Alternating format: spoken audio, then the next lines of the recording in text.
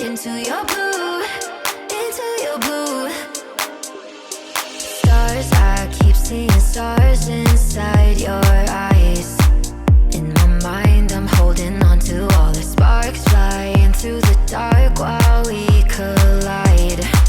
Tell me that I'm all you ever wanted. Take me to a crowded place, and on the wall I see is the way that you breathe. Hit me like a hurricane, and I know all I need is your love next to me. Oh, I keep sinking into your blue, into your blue.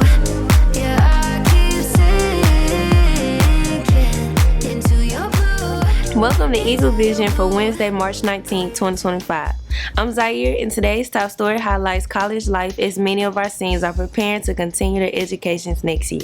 College can be expensive. A few years ago, Mr. Lewis sat down with the Get to College Center to chat about what students can expect.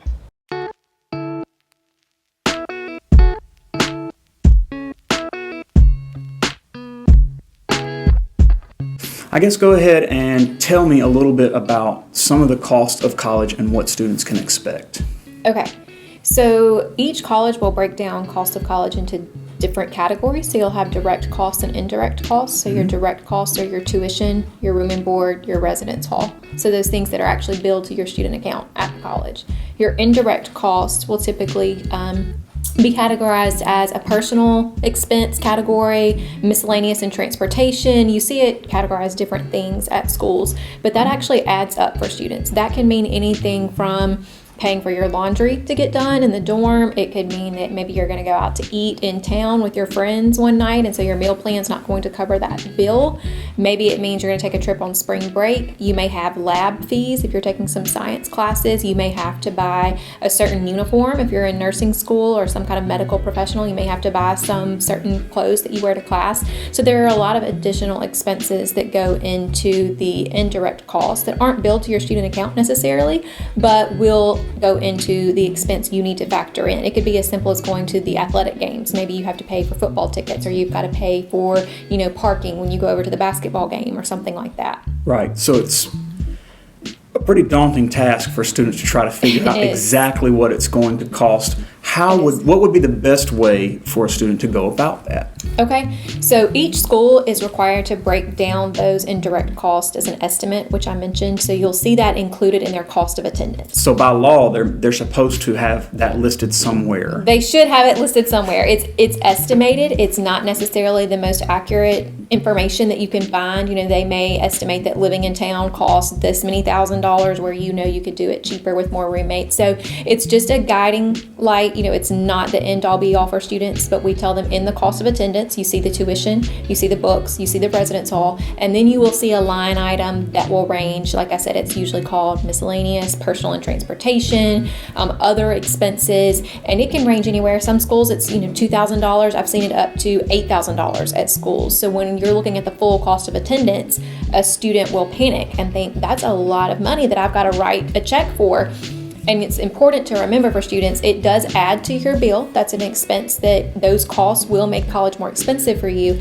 But just like they can make it more expensive, they also can make it cheaper. So if you're looking at that final line item on the cost of attendance, you have to remember that miscellaneous number is not something that you actually write a check for to the school. Okay. So if you don't want to go on spring break, if you don't have these extra fees, if maybe your athletic tickets are covered with your tuition, those fees may not be there for you, or they may not be there in full. So they may be budgeted at $8,000, and for you, it's only $2,000. So that's something, that number varies heavily by the student and by their family. So the college tries to guesstimate what it would be to try to comply, to make sure they're complying with It's the law. Very much an average, very much this is what we are anticipating that your extra fees, your extra expenses, things may add up. You may have to buy some extra study tools, some extra books. You may buy some ACT, or test prep books or whatever for certain classes. So it's just an estimate, but it is not anything that's set in stone. You're going to turn around and write a check to the student's financial account at the office that manages all of their money. It's not anything billed to their account typically, unless it is things like your parking pass, your athletic tickets, things like that they can swipe your student ID and charge your account for. But obviously your school supplies and your clothes and scrubs and lab fees, things like that may go into account as well. Okay, the vocabulary word of the day I mentioned earlier, bursar, and you said Yes. a lot of high school students don't know what it is. To be honest with you, a lot of adults don't know what that is. Right. So explain that person to me. Okay, that's the person that's managing your account. So it's essentially at the school, kind of like your bank. So that's the person that's charging your account with the charges that are placed on the account. It's also the person that's taking payment. So if you're on some kind of payment plan or your family's on a payment plan, or any kind of credits come into your account. So maybe you have a scholarship of $1,000 and that $1,000 gets credited to your account, reducing the balance that you owe the school. So that office is responsible for sending out your monthly bills, sending out your statements, letting you know if anything's on your account.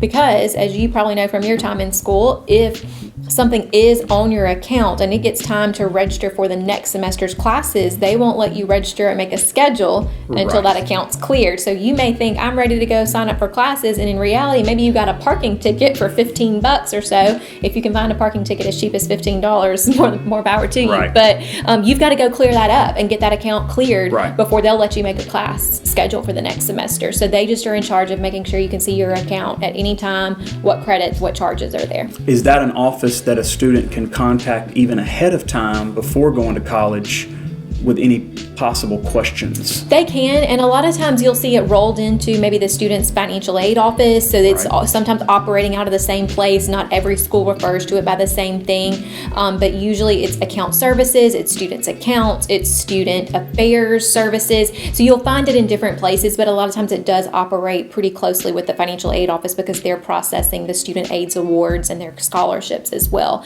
Even admissions are sometimes processing scholarships. So a student's credit in their account can actually be involving multiple departments at the university because everybody's got something to credit or charge. Okay, here at the Get to College Center, y'all are tasked with assisting students with any Right. kind of help that they need as far as getting ready for college. What do y'all typically tell a student to be prepared for? Let's just pick a school, let's say one of the state schools here in Mississippi. What should students really be preparing for? Let's say they're a sophomore or a junior now, because I know there's also expenses that a lot of people don't take into consideration, like let's just say transportation, Right. for instance. What should students be preparing for before college as far as financially? What do they need to be doing? Obviously, filling out scholarships. Right. But beyond that, what would you tell? What advice would you give them? Definitely filling out scholarships. They should probably come meet with us as well and do one-on-one appointments. We're also in the schools often, but you'll see this sheet sitting right in front of me that it's called "What is college going to cost?" So it's got the tuition, room, and board. That's easy. You know, students are used to comparing that. But then it's got all these factors of things I maybe am not thinking about, so I need to Right. compare. And so it lets them actually make a personal budget and see the real line item here. And then that usually wakens them up to, oh, this is going to be about $20,000 a year to head to a state school Right. here in Mississippi. So where's that money coming from? So if it does anything, it at least motivates them to start working on ACT and getting those grades up so that they can get academic scholarships. And then once they get those academic scholarships, they're like, what am I going to qualify for in need-based aid? I need to start figuring that out. And so they start adding up the things that they have and figuring out ways to get more scholarships. Maybe I'm going to work a summer part-time job and save that, and that's going to pay for my sorority and fraternity dues, which again, another cost that people don't think about. Right. Maybe I'm going to put aside the money for my books or whatever it may be, but it'll just motivate them, especially at that sophomore, junior level that you mentioned. They've still got some time in high school. They've got time to get those grades up, get the ACT up. The more scholarship money you can get, that's just free money rewarding you for things you've already done. So get that up, and then all the money that you and your family have maybe set aside can go towards some of these extra expenses that you weren't necessarily factoring in. Right. Well, excellent. Well, thank you so much, and I appreciate your time today. Yeah, thanks for having us. And again, they can come see us at any time here in the center and make an appointment where we sit down and talk about all of this one-on-one. We talk about their personal timeline, things they personally need to be doing once we've met with the individual student and get a sense of where they are and where they're planning to go.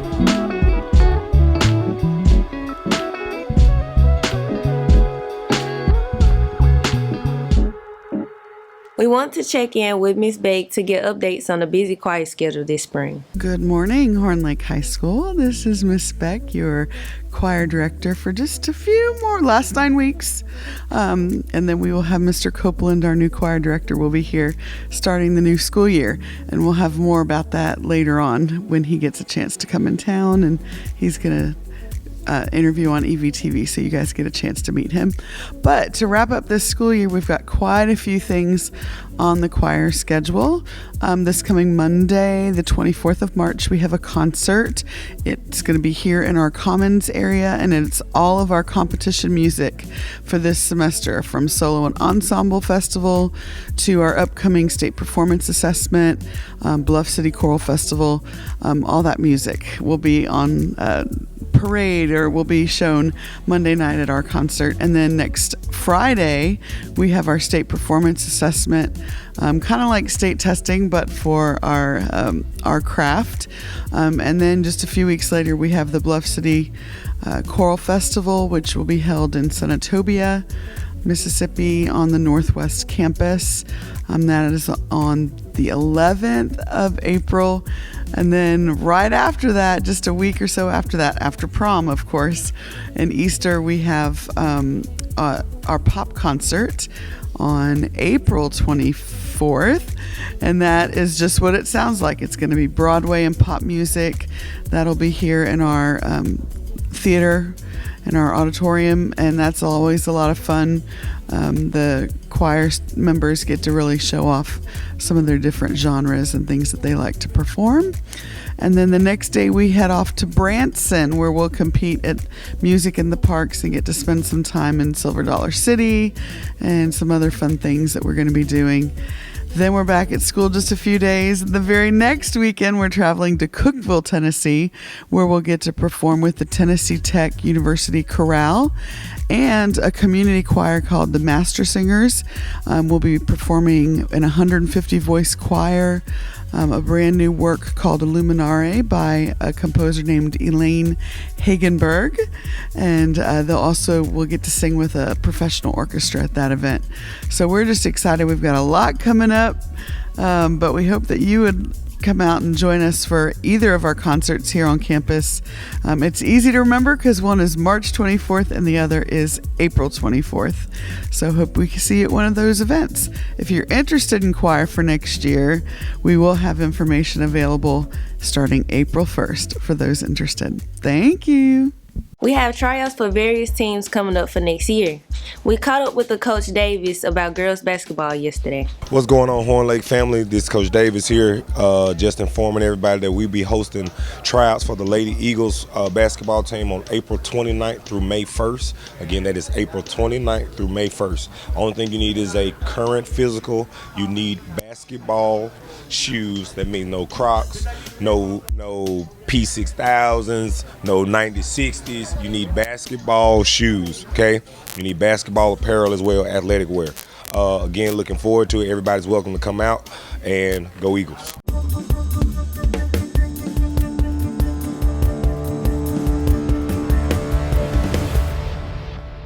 Good morning, Horn Lake. Hi. This book for this week is Teen Innovators by Fred Estes. This is a nonfiction book that focuses on inspiring stories of young inventors and young entrepreneurs who decided to seek solutions to problems that were in their community. The book highlights the importance of creativity and persistence and the challenges that they face. This would be a great book for growth and invention and for teens who are interested in technology and real-world problems.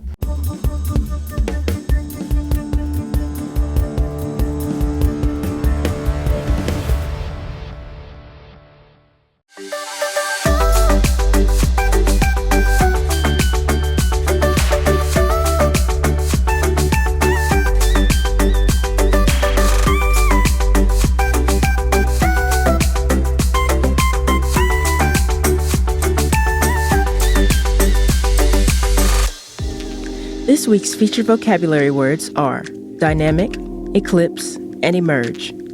Dynamic, characterized by constant change, activity, or progress.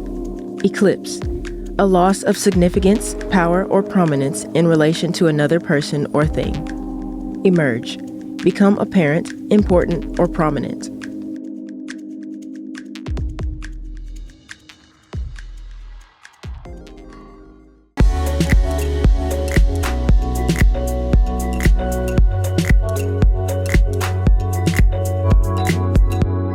Boys basketball tryouts are going to be March 25th through the 27th. See Coach Potts for details. Cheer tryouts will be March 26th through the 28th. You can scan the QR code for the digital application. That's it for today's episode. Here at Horn Lake, we are better students, always growing and expecting more. Stay tuned for your lunch menus and athletic schedules. We'll see you here tomorrow. Have a fantastic day. Oh, I keep sinking into your blue, into your blue. Yeah, I keep sinking into your blue, into your blue. Stars, I keep seeing stars in